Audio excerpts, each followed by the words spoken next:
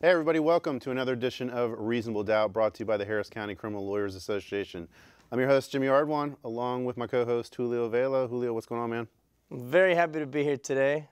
Rio Grande Valley representing strong here today. That's right, Amen. that's That's right. true. We got a couple great guests in the house. Been trying to get this woman on for a long time. Emily DeToto finally makes it to our program. Thank you. It's a pleasure to be here. Oh, it's absolutely a pleasure to have you on, as well as the man who's trying to challenge Julio in the hair growth contest this week, Paul Morgan. How are you, my friend? Oh, not bad. How you doing? I'm good. Glad to have you back on the program. This is your second trip here, huh? Yeah. And I assume everybody at this table is doing a lot better than Ryan Lochte and the U.S. swimmers at this point, huh? Yeah. You lie, you lie. You joke, you lie. I mean, Yes. seriously though, did nobody think to show these guys either broke down Palace or locked up abroad before they sent them off to Brazil?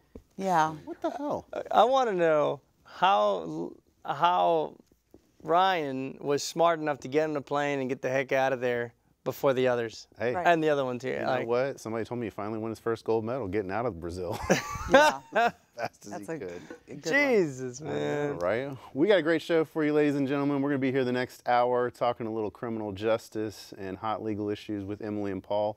We'll open up the phone line starting around 8:30. 713-807-1794 is the number. We also have Twitter up at HCCLA_TV. You can send us your questions and comments right there. But let's jump into the big news of this week, because we've had a lot going on. Unlike last week, where we didn't have a whole lot of local stories to talk about, this week we're loaded with them. And the first one is a case that y'all didn't try because it got dismissed yesterday. And it's kind of a big deal. I mean, in the words of Ron Burgundy, it is a big deal. So you guys show up. It's a felony drug case, and let's set the stage a little bit here, because not only was it a felony drug case, but it was a 25 to life felony drug case. That's right. Where your client, if he was convicted, was going to get a minimum of 25 years. And this was a meth case. And the case had been set for trial, was supposed to start Monday. You guys had a suppression issue that basically the judge was going to roll you to Wednesday. Right. Then you were going to pick a jury after that. And then the state decides to dismiss. All due to some very good detective work by one Paul Morgan sitting to my left. So, Paul, shed some light on what's going on here. Well, I came onto the case after the gentleman bonded out. He made a fairly large bond, which in and of itself is cause of concern, because he bonded out while this charge was pending, and he had to retain counsel, so he came in, he found me. I came onto the case, and there was discovery issues that we ran into. And the two prosecutors who were on the case were Bianca Robinson, who's the number 3 in the court, and also Justin Kiter. We had been going back and forth on negotiating what would be an appropriate plea deal, and they were not at 6 at first. They were in the double digits. And that's 6 years, not 6 months. Yeah, that is 6 years, that's right. Prison, not I guess, County. right. Yeah. Prison, right? We're talking about like National Geographic prison. A Texas prison. You say that they're offering your client 6. And when did this case start? This case started back in either June or July Of last year. 2015. Okay. And at any point, I mean, did you get a lab report or anything that purported to be a lab report? Yes, I did. Testing and confirming the drugs? Yes, I did. Okay. The drugs were actually seized. After they were seized, they were sent to either the Harris County Forensic Institute of Science or the HPD lab. You're going to have to excuse me. I don't know, the It was acronyms not are so HPD. close. I'm not sure if it's Right. what is it, Houston Forensic Yeah. Science Center is the Right. old HPD crime I lab. think it's the Houston Police Department, Houston Forensic Crime Center. Yeah. Right. It definitely was not. It definitely was not HPD. Yeah. So I think it was the one off of Old Spanish Trail. That's the county. That's right. And Okay. they actually tested the paraphernalia and the meth that was seized, and then it was sent back to Precinct 4 For storage and for keeping. for storage and for custody, and to basically, I don't know. I mean, obviously hold it, like just hold the evidence where it should be. what sickens me about this case is that at one point we actually had plea deals and plea papers filled out with a prosecutor's name on it, and I'm going to leave that prosecutor's name out because They're no longer with the office, so it's not relevant. So it's not relevant. So this man was about to sign, and he changed his mind at last minute. It got put on the trial docket, and every time we had a trial setting, the offer was still 6 years, or without an agreed rec, go to the judge, 6 years, 6 years, 6 years.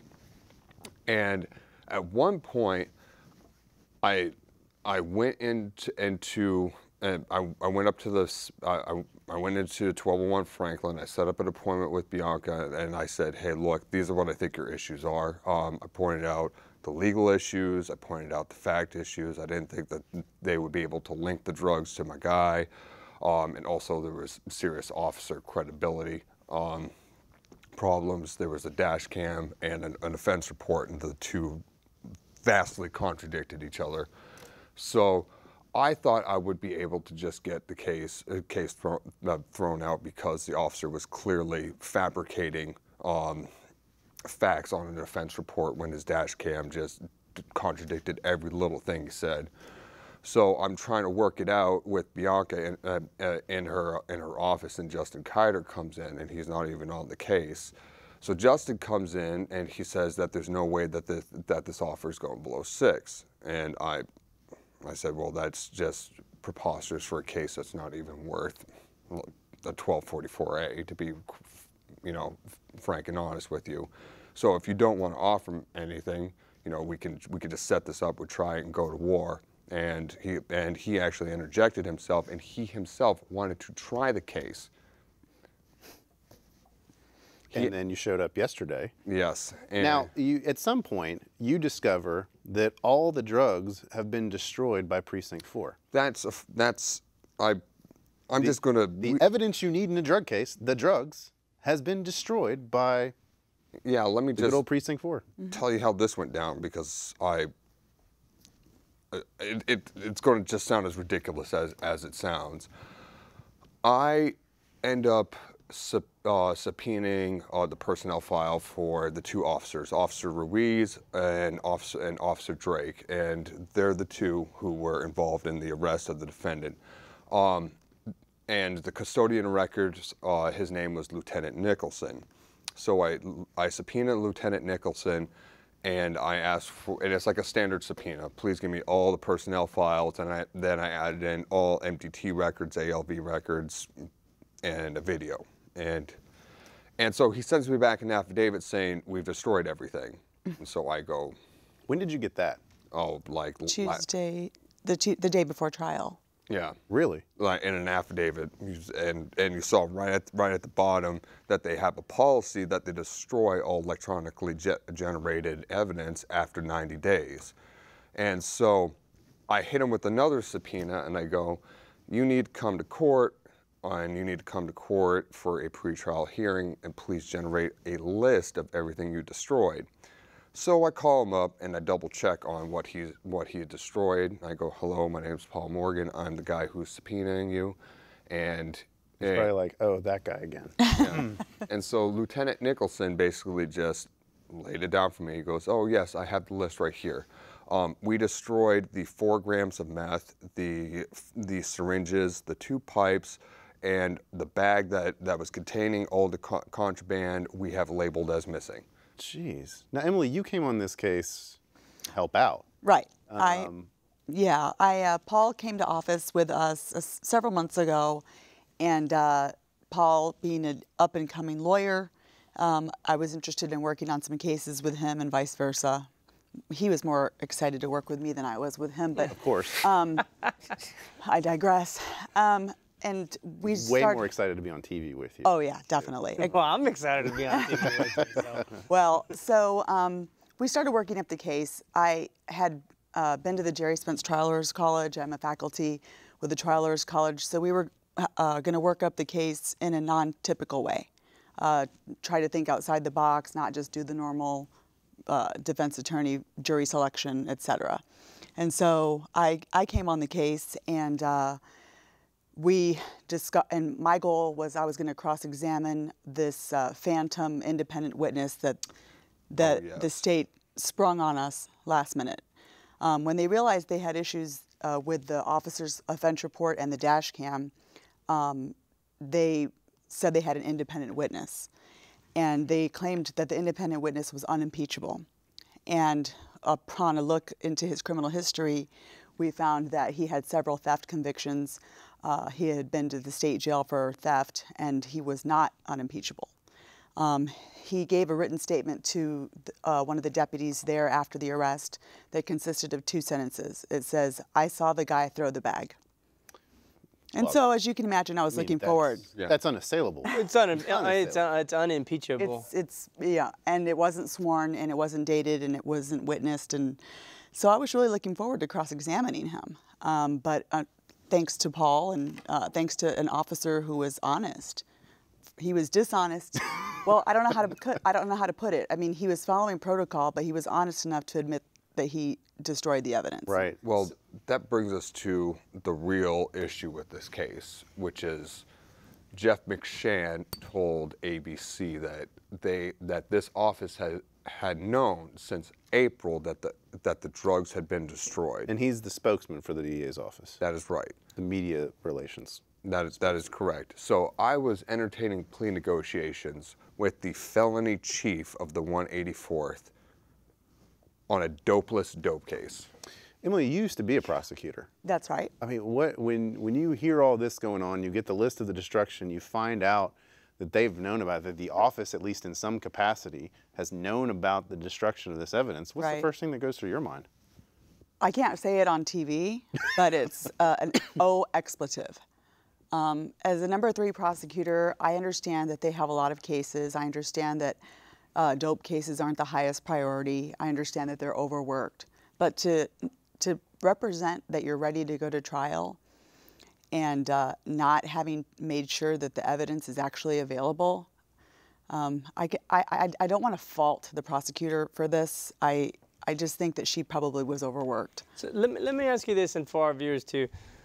In a dope case, is it enough for there to be an allegation and maybe an independent witness that there was drugs?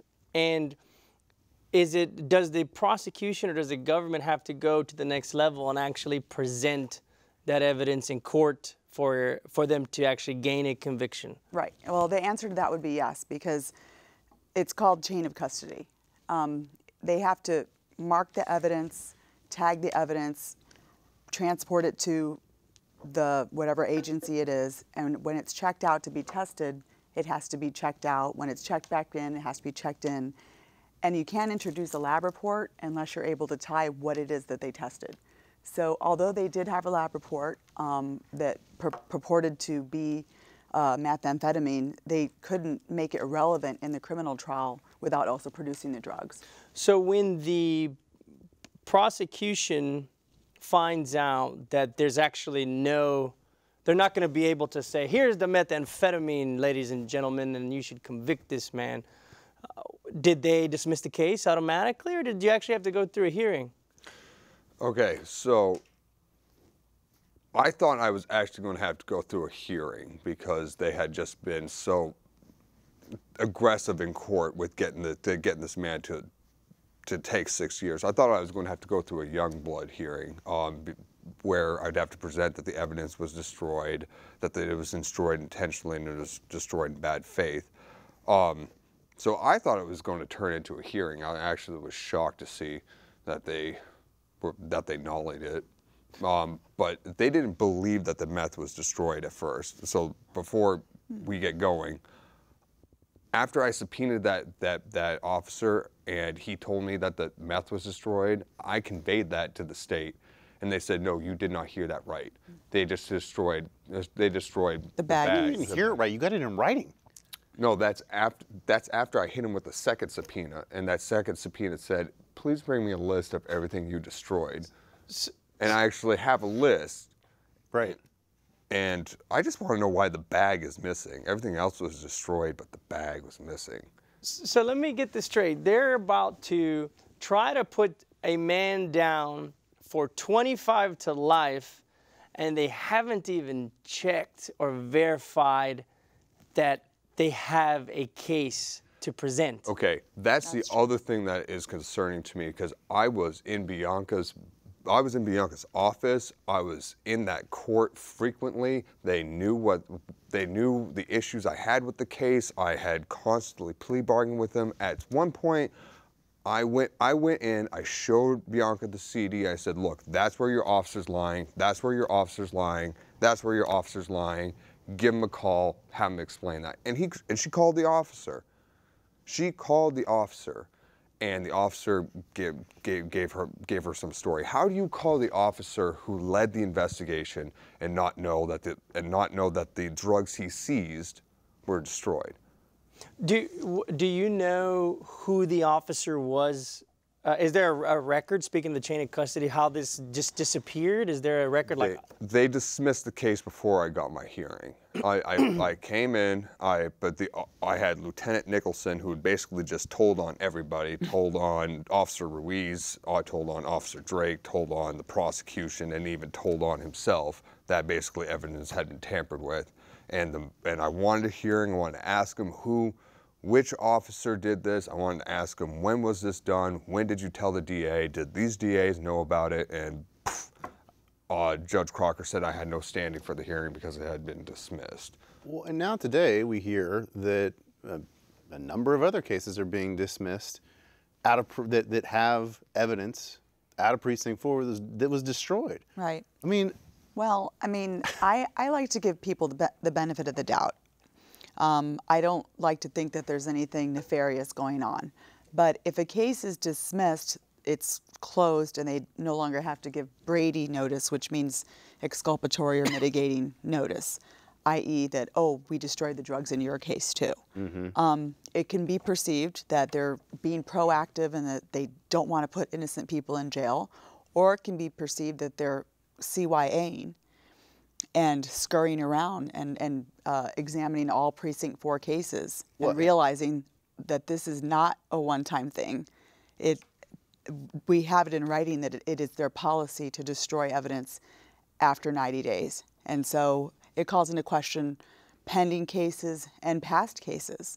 yeah, I mean, this seems to be, there was an issue that I remember a while, not in the not so distant past, about them basically trying to get people to take plea deals, which now they've ended, of course, before the lab reports came back. Right. Before even just a basic lab report, let's set aside, whether retesting or defense testing has been done, but before they were trying to push plea deals down people's throat on just without a lab report coming Well, back. it's not even before, it's still the policy that if it, in fact, is written on the front of the file, if set for trial, get lab. Yeah, I mean, So it's not like if we think it's just to get the lab before we try the person, then charge them. It's like, oh no, if they exercise their right to to go to trial, trial. then we'll test it. Exactly.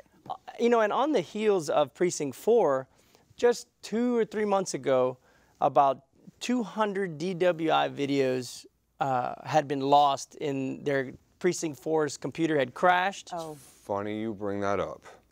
What's the deal with Precinct 4, man? So I don't know if he's up for re-election. You might want to. yeah, you might want to address that.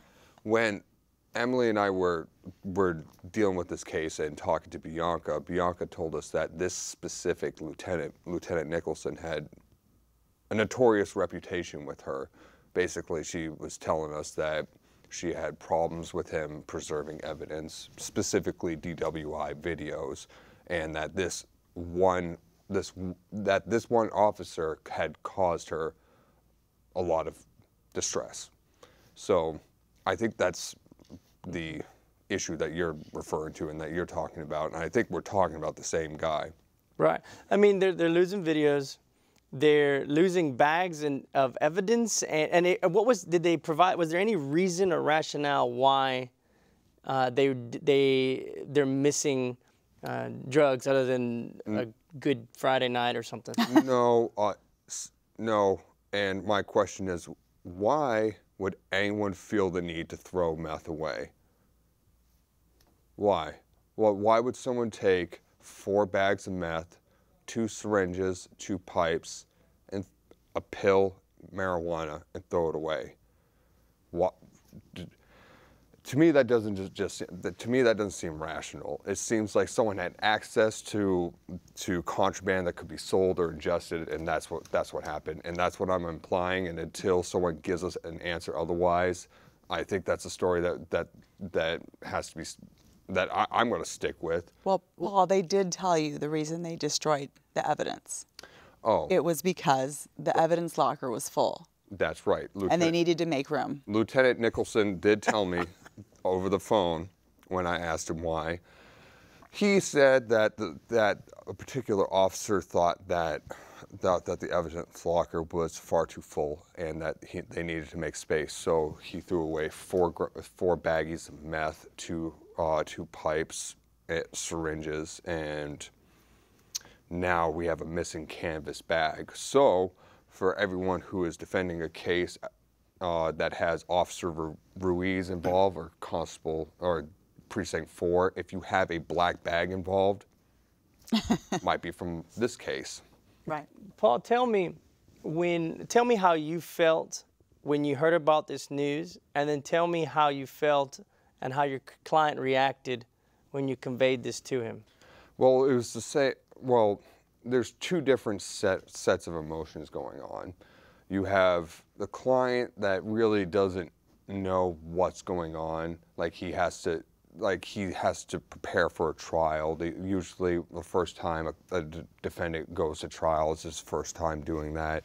Then you just have all the pre-trial jitters that a typical defense lawyer has. You know, you got to get your motions set, you have to get your argument together, you have to have your jury charge prepared. So I'm sitting there doing all my work. Client, I'm pretty sure, is freaking out, wondering if he's about to go to prison for the rest of his life. Then all of a sudden, I figure this out, and then I call the client and I go, hey, they threw away your meth, so. Alleged meth. Alleged meth. I mean, they're the ones who have to prove it's his meth. Right. That's the problem that I have with this whole thing, is that they have the burden to prove the case. Right. Okay? They're the ones that have to bring the evidence. The evidence goes missing. Right. They allegedly know since April that it's been missing. Right. And yet they still continue on for 4 more months Right. with this, persisting, trying to get a plea out of somebody. I mean, at what point do prosecutors and law enforcement realize, like, hey, if we screw up, we just got to let it go. We can't press on with this crap. Well, that's the position that the office is taking right now.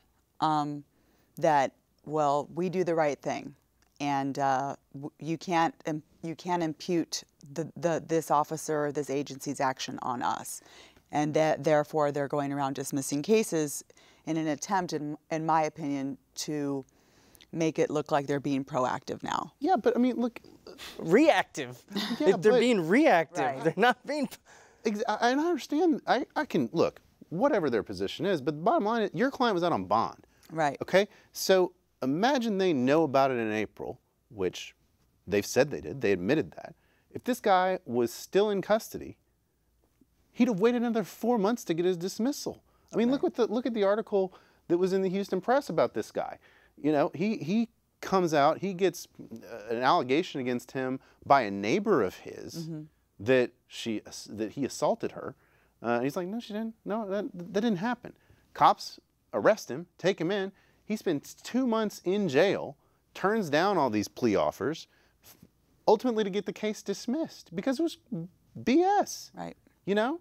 I mean, he spent 2 months in county jail just waiting to get a dismissal. Your client could have spent another 4 months in jail after the state knew about it. That's what's offensive to me in this case, is that if he had not been able to make bond, he would have sat there for another 4 months. Or chances are he probably would have just pled out. Right. Because it's easier to plead out when you're already behind bars than it is when you're on bond. I mean, signing up for 6 years when you're on bond is difficult, but if he was already in custody, I think that he probably would have taken those 6, and we never would have known that the evidence was destroyed. Well, and that's the other thing, too, that's troubling about this is by taking a plea, if he had taken a plea or if they had gotten a plea out of him, this would have never come to light. Right. They would have never have had to answer these questions. They would have never had to acknowledge to the media, hey, we knew about this since April. Right. We would have never had this stuff in the public. Did that list that they gave you, did it get filed with the clerk's office? When the subpoena was returned, did they get returned to the clerk's office? No, you're thinking that the state gave me that list? No, I know, but when he produced it to you, did it get filed as part of the return in the clerk's office? No, he just Okay. no, he just gave it to me. I'm interested to see how quickly the Harris County District Attorney's Office turns his actions into Brady notice. I don't think they will, because what's the incentive for them to do it at this point? Justice. No, because Right, they're I dismissing mean, all. No, but they're dismissing all these other I agree. cases. I agree. So it's like they can take the position, well, it's not Brady anymore because, we're dismissing all these cases. So it's not a Brady notice as to these cases. Right. And what is it? To the viewers out there, this is how it is. And, going back on the article, the tone of it was, well, he doesn't want an apology for sitting in jail because his lawyer didn't pressure the district attorney enough to get his case dismissed. And that tone, it rubbed me the wrong way, because I'm sure you pressed your case to the limit. I'm sure, Emily, on a case last week, you pushed your case to the limit, and it takes going the distance to uncover these misdeeds. And unfortunately to the viewers, if you get charged with a crime in Harris County, you have to take it all the way to get to the bottom of it. It's not about pressuring these DAs, because I don't know how much more you could have done, Paul, other than going to the office and saying, hey, these are your problems. We got some serious problems with the case. And then superiors in the DA office coming in and saying, well, I'm going to try this case myself, and I'm going to put your client down, or whatever he said. And it's not about pressuring the DA's office, because we do that. To correct this, it has to start somewhere earlier in the process. And the idea that a man was on the line for 25 to life, and it took the eve of trial to figure out that there wasn't even any drugs that they could present to anybody, is baffling to me. Or Right. baffling or deceptive. There's only two ways to look at this. They either knew those drugs were destroyed, which is the interpretation I take, and they were hoping and praying that my guy took a plea so that this whole ball of wax wouldn't start melting. That's what I think happened. Well, I just got a message from a viewer who makes a great point. That to remember, constables came into being to serve civil process. Right. Not to investigate crimes, not to do stuff like hold meth in the evidence lab. Right.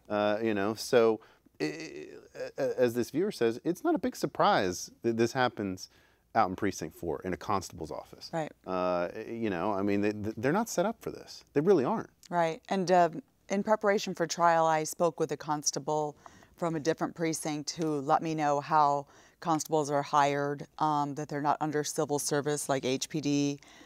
They can get promoted based upon who they know, not what they know. There's not a lot of proficiency exams.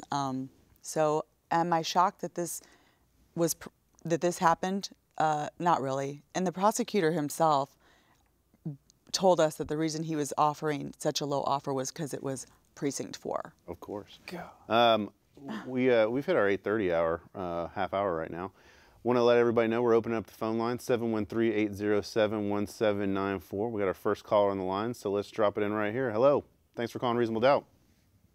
I just have a question. My little understanding about the office there, y'all keep talking about how this was this. Caller, hold on. Hold on. We can't hear you. We can't hear. Try again. Can you go again? Y'all hear me now? No. Nope, can't hear now. You can hear now? It's like a Verizon commercial. It is like it the is like Verizon a commercial. Can you hear this? I think we got a studio issue here. In the meantime, stay on the line, caller. Yeah, we'll try and get back to you. How about now? How about now? We Oh, can hear you. Now we can hear you. Okay.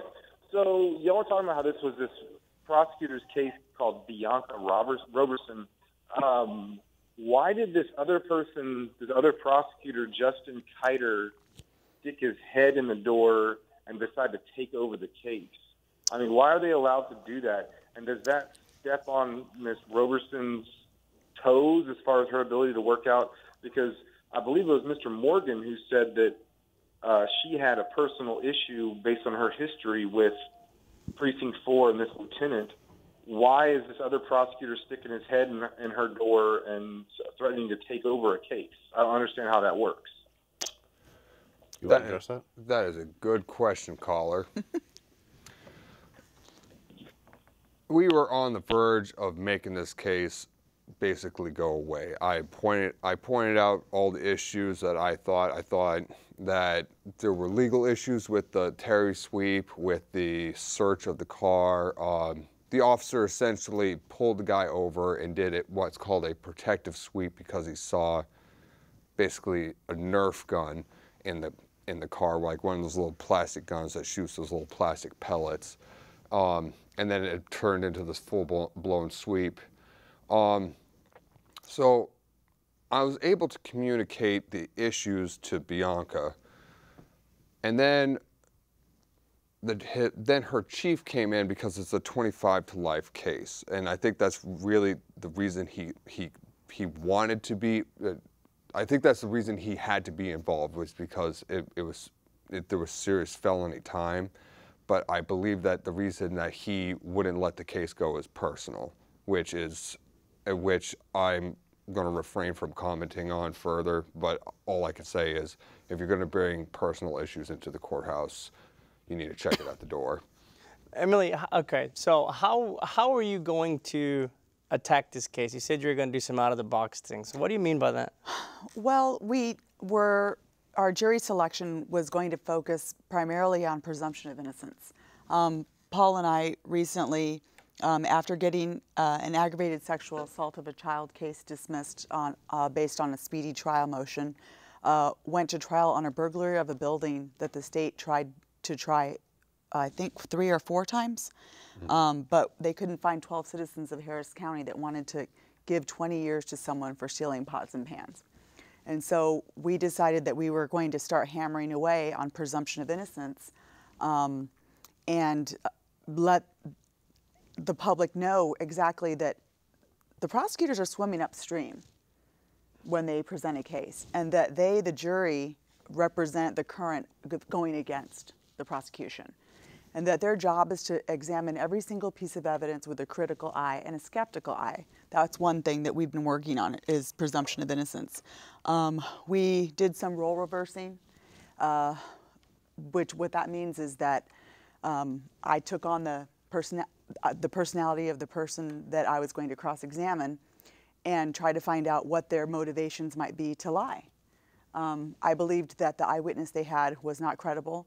I believed that he was going to say or do whatever he had to just to get the police out of his life. And the only way I was able to craft what I thought was going to be a pretty good cross-examination was by reversing roles with him and figuring out what made him tick, what his motivations were, and why he would even come to court to help the police. I mean, if this guy's done time, he's no friend of law enforcement. And so there's got to be a reason other than a subpoena that's going to drag him to court to point the finger at someone else. Mm-hmm. And so just different things like that. We don't want to give away all of our secrets. So you got to save them for the next time. Right. So what did you say? And maybe he did, maybe he didn't. But if I'm in the situation, I'm looking at 25 to life. I spend a year of my life fighting this case. I spend every dime I have to keep myself out of jail, and all to find out that there's no case and the drugs are gone and there's been police misconduct or whatever it is all over this.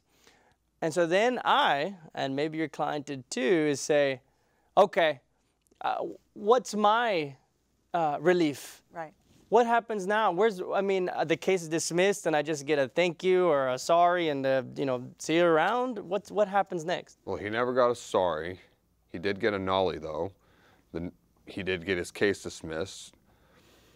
He should probably get his bond money refunded. That should be a good start. Maybe a formal apology from Devin. That would also be pretty nice. And maybe an apology from Mr. Kiter himself, considering he was so adamant that this innocent man takes 6 years of his life and suffer in a prison cell. So, you know, we have on the heels of this article, for the individual who is sitting in jail, almost lost his job, He almost lost everything. lost his house. That guy lost everything. Right. He's suing the county now. Yeah. So, I mean, have you all encountered that, or what? I mean, Well, we don't really want to get into a lot of the confidential communications with the client just yet as to what his thought process is. I can tell him that he was very appreciative of our hard work. His family continues to thank Paul, and via Paul, myself, profusely. And so they're just really just taking it in right now. He was very close to spending the rest of his life in a 4x6 cell, not being able to breathe fresh air. And so I think that he's just in a little bit of shock right now, right? I think that's fair to say. Right. Yeah. I mean, this is going to lead to a whole full-blown investigation, I think, of Precinct 4. I mean, it has to. I hope so. Hasn't it already? Well, I don't know that it's been, I mean, maybe. Right. Well, Maybe it's been initiated. Who knows? The thing I feel the worst about, other than the fact that the client and the client's family had to go through such anxiety and the emotional roller coaster a jury trial and charges come with, and the fact that we, I mean, put in easily, I would say hundreds of, I mean, Yeah. a lot of hours preparing. I feel bad that an officer had to lose his job. I don't know which deputy was fired. They did not release his name on the news last night. But in this economy, and especially if the officer had a wife and had children and had bills to pay like we all do, I guess I'm a softie, but I feel bad that a deputy had to lose his job for following protocol that's stupid. Yeah. Well, I mean, it's a great work by you guys. I mean, it really is. You guys have done a great job investigating it, pushing it, and not giving up. And that's sometimes that's 80% of the way you get things done and over at the criminal courthouse. But it wasn't your biggest dismissal of the week. No, it wasn't. You had your own personal dismissal today. I did. Ms. Toto, following on the heels of this. I know. I mean, I might as well just retire now. I mean, Defendant let's see Toto. here. You went against all the conventional advice Right. that says he who represents himself has a fool for a client. Right. I got that joke a lot today in court. Yeah, you went against that, and you decided to march into Houston Municipal Court on the same day that Michael Watts represented himself to an acquittal yeah, I'm in seeing a federal trend court. here. I see a trend. You had the Great Weed Caper of 2016, I know. It's uncanny. and it had nothing to do with pot. I know. Isn't that weird? It had to do with weeds in a ditch in front of my house. I don't own a weed whacker or a lawn mower or whatever. Any kind of lawn I don't maintenance do device. you lawn don't know. maintenance. And so I came home from Wyoming one day and I had a large yellow ticket affixed to my fence that said violation of code, yada, yada, yada. And I looked it up and it was for letting weeds grow in my front ditch. So I was going to go to court and fight it for freedom of speech. But it gave me a fix-it-by date. It gave me a fix-it-by date. Where's Mark Bennett when you need him? So I cut my weeds before the date, the date where they were gonna, I guess, haul me to court or whatever. So I thought it was done. Well, then I get another citation in the mail, and not only that, someone had ripped weeds from my ditch and put it in my mailbox. And I thought, who walks around that angry over people's yards that they have to do that? And so I set the case for trial by jury, which is my right in municipal court. And I walked into court, and people were shocked to see me there because I don't really go there a lot. And when I said that I was representing myself, the judge laughed and all the other people laughed. And I ultimately got it dismissed. Except for the prosecutor. Oh, yeah. Who, look, I don't know who it was, but if I'm a younger municipal court prosecutor. Probably somebody from one of the big firms. And if I saw Emily Toto walking in and saying she's going to defend herself, I'm just going to cut the case. I'm going to say, no, I don't think they knew. I don't think maybe the prosecutor knew who you were walking in there. He didn't. And you know what? He might as well be glad that he dumped that case because I would love to have seen how you would have tore that man to shreds. I was ready. Good work all around. I'm glad you were able to get the. The shocking thing is the investigator showed up. Normally, the cases get dismissed because witnesses don't show. This inspector showed up ready to testify against me. Of course he did. And he knew who Emily DeToto was. Well, and he was going to see you go down.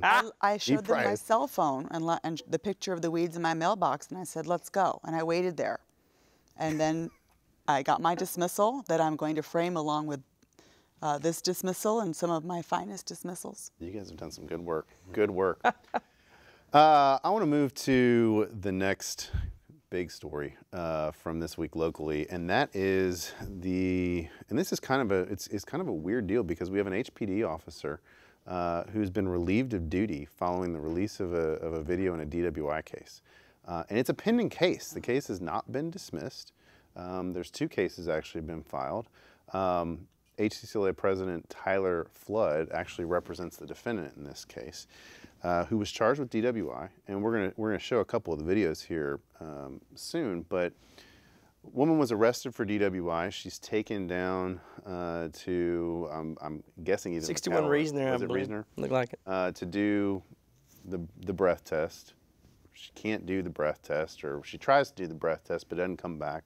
They get a warrant to draw her blood. She's going through the warrant, arguing with the officer. Next thing you know, closed fist right to her jaw.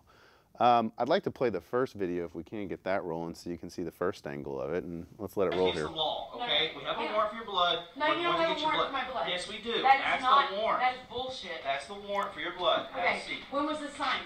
Just like 5 minutes ago. 5 minutes ago, this is not...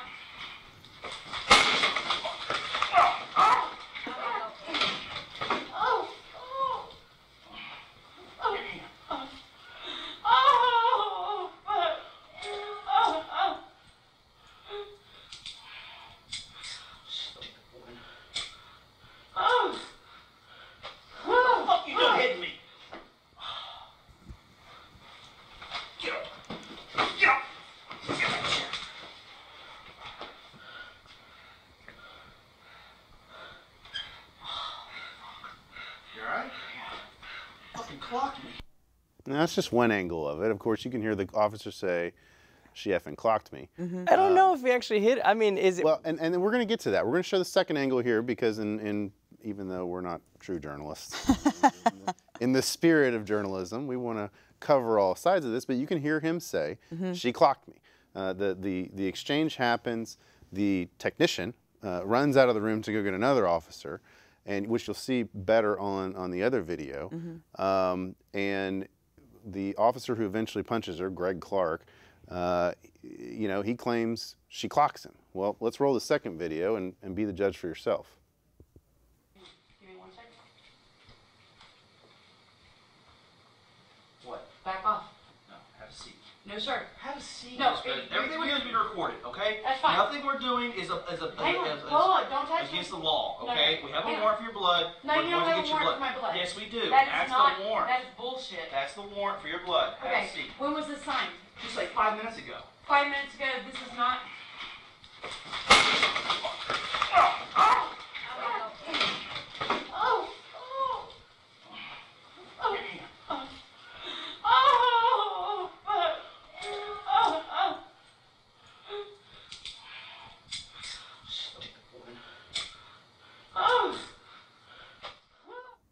So there's the other angle.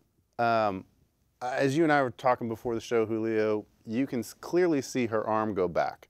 Now, they filed assault public servant charges Of course. on her, indicted her, felony indictment pending. And what they claim in the indictment is she struck him with her elbow. Okay? I mean, you can kind of see that from the video. I'll grant them that you see her arm go like this. But Is it a reaction? Right. Is it her intention? Right. What are some of the things? I mean, and you guys are just seeing the video for the first time, I think, Right. because obviously you've been involved with other stuff. Right. and getting 25 to life cases dismissed. What's your impressions of the video as we just showed it to you? First, I want to know, how did the public get this video? it was released. I'm not real sure. Okay. Well, I'll elaborate. I mean, the Do news we got think it. the prosecution gave it to him? I say no. I say, and I don't even know if they've even watched the video yet, and they Again, won't I watch it s- until trial. Again, Paul, I said we're quasi-journalism. I didn't Right. say I would get the full story. I just said I had some of the story. The way I look at it, it looked like she was, her hand was raised because she didn't believe that the warrant was valid and she was reading it. Playing devil's advocate, I don't think that when the police are asking you to do something that you should be waving your hands around and saying no and talking back to the police. I just don't think that's ever a good policy. Not a good strategy. You could But die. yeah, exactly. But from my angle, and I'm not a true believer. I don't think everybody's innocent. I'm a criminal defense attorney, but I also am a common sense human being. I don't think she struck the first blow, and I think what he did is absolutely disgusting. Yeah, why can you not question the police to challenge you a little bit? If he comes in claiming that he has a warrant to draw her blood, why can't she ask questions about the warrant? Why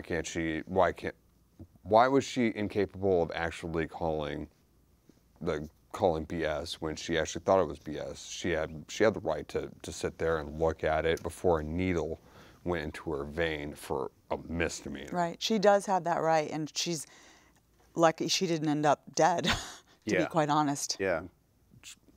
True, but is it fair to then charge her with the third-degree felony of assault public servant? Right. Well, we're way past that. It's not should I, it's I will.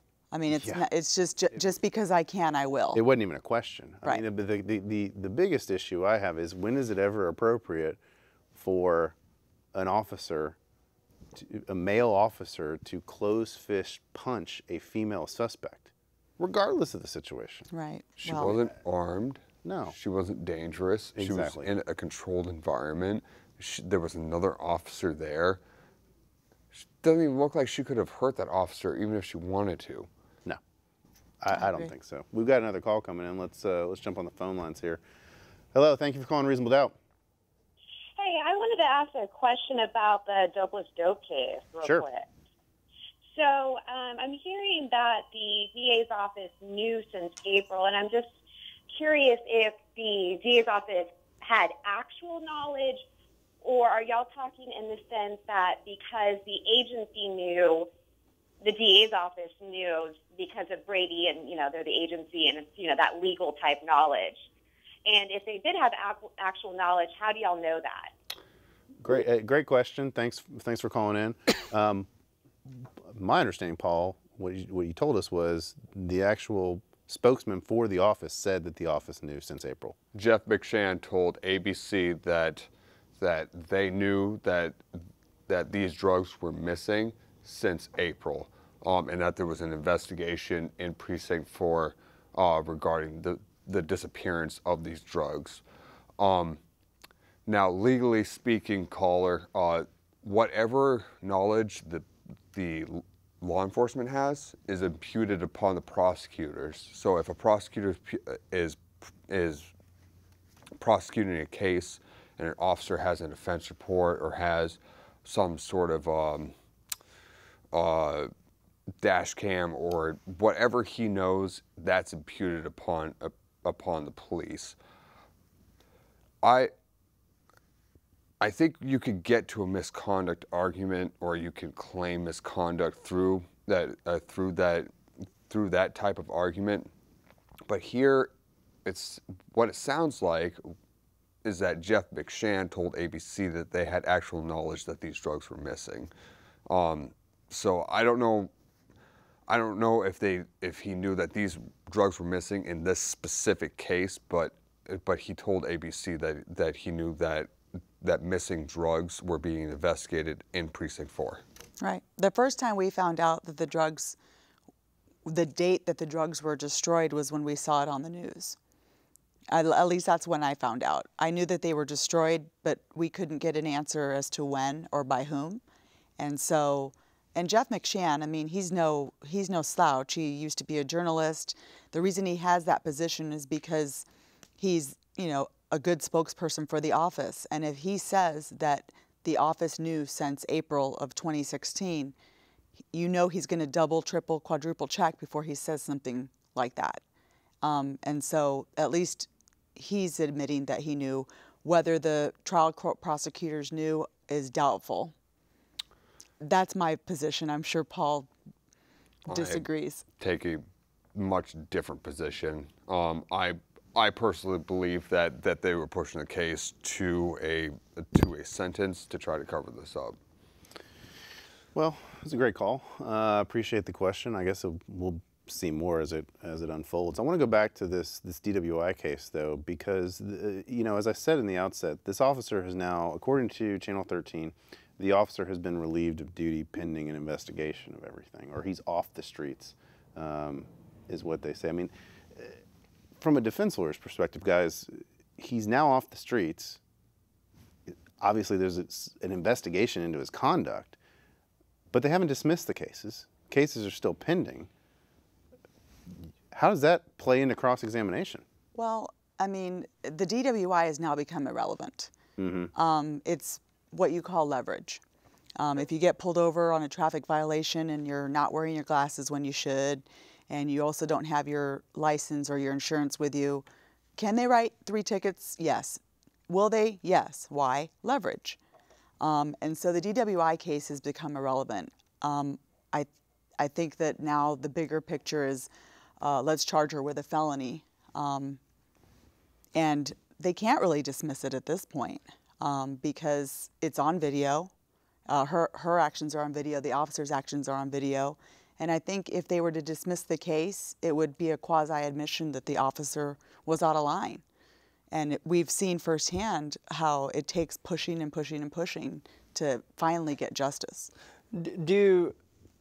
Is she indicted? She is. She's indicted. And, you know, I wonder if the grand jury had an opportunity to see this video before the prosecution went in there and just said, so-and-so did on such and such date assault a public servant, to wit, you know, via her fist or hand or arm. I wonder what a grand jury would say. And I'm wondering if I'd assume that grand jury is still impaneled and still around, and they're seeing this stuff unfold in front of them before their eyes, and knowing that it was their stamp that allowed this individual to be indicted on this charge. And I wonder if they feel kind of cheated or taken. We have viewers that are on grand juries that have called before. And so I'm wondering, I guess they can't talk about it, I suppose, but not really. I know if I was a grand juror and I stamped my approval on it, and this video came out, I would feel like I've been duped, like I was cheated. And I would have a huge ball in my stomach of remorse, of guilt. I mean, Emily, if you're a prosecutor, put back on your prosecutor hat for a second. Okay. Would you have presented that video to a grand jury if your goal was to try and get an indictment? Absolutely not. That video, I mean, you nailed it on the head. No matter who provoked what, for a man to close fist punch a woman, that does not help your case for a grand jury to see. No. And so my question is, I mean, when the defense got the video, they certainly they don't have a right to present evidence before the grand jury, but they certainly could have presented a grand jury packet and maybe requested that the grand jurors view the video. But I think the way this is looking already, the cart came before the horse. Maybe the video wasn't available at the time the case was indicted. Maybe they pushed it through knowing that there was this video, and that Tyler, being a good lawyer, would probably present a packet and suggest that the jury watch the video, the grand jury watch the video. Yeah, I mean, it looks like I've got the docket sheet pulled up here. It looks like the complaint, it comes out March 30th. 30 days later, April 20th, is the indictment comes down. Right. I mean, 30 days isn't enough time to put together a packet. No. But it is enough time, because we know that the 61 reasoner blood draws pop onto the district clerk's website very quickly. Now, the scene videos might not be, the dash cams might not be, but those blood draw videos are up. And I would be very surprised if that video wasn't available, at least to the government. Well, but here's the Before thing. that So I've gone indictment. through here. It appears to me her first court setting was March 31st. It's reset until May 12th, and it has to hire an attorney. So she was indicted before she even got a lawyer. Yeah. So Felony? that's what it appears. Right. She didn't have the chance. How much was the bond? Good question. $5,000. Officer punches you in the face and you have to make a $5,000 No bond. bond. Well, and I'm wondering if this type of scenario might be solved or at least helped with an attorney at the PC court, at the PC hearing right away. You know, I wonder if she could have said, or at least with the bond, an attorney could have spoken with her and said, hey, let's talk about the nature of the crime and the severity of the crime. You know, she was close fist clocked in the face by an officer twice her size, you know, and talk, you know, maybe if a PC judge had heard something like that, maybe she wouldn't have had to post a $5,000 bond or something. Maybe so. Maybe so. That's a good We point. only got a minute left, Julio. Probably a little less. It's too fast. Wow, that Too went fast. fast. We This will is have like part quick. 2 of Emily DeToto and Paul Morgan next week. We're gonna get them back on the show. No, I mean these are two very interesting cases because I think they're going to lead to some. Obviously, officers admitted there's an investigation going on in Precinct 4, and now I think there's going to be an investigation on this officer. I mean, he's been relieved of duty, so these are two pretty big issues to watch out for here, and they're being covered. Both of these cases have been covered by Channel 13, so I'm sure that those journalists over there are real journalists. They will do a good job getting all the facts and presenting them to everyone. But in the few seconds we have left, I want to thank both of you guys for coming on. Thank you. Really appreciate you guys taking time out of your Thursday night to come down here. Well, thank you. Absolutely. It was fun. Glad you can make it. Finally, Now I make it down. regret saying no all these years. Spurning me. She does the same thing to It me, makes you man. want me I've been more. trying to get Right, her out of it. exactly. She knows how to do it. Anyway, ladies and gentlemen, that's all we have for tonight. For my co-host, Julio Vela, and our guest, Emily DeToto and Paul Morgan, we thank you for joining us, and we'll see you next week. Good night.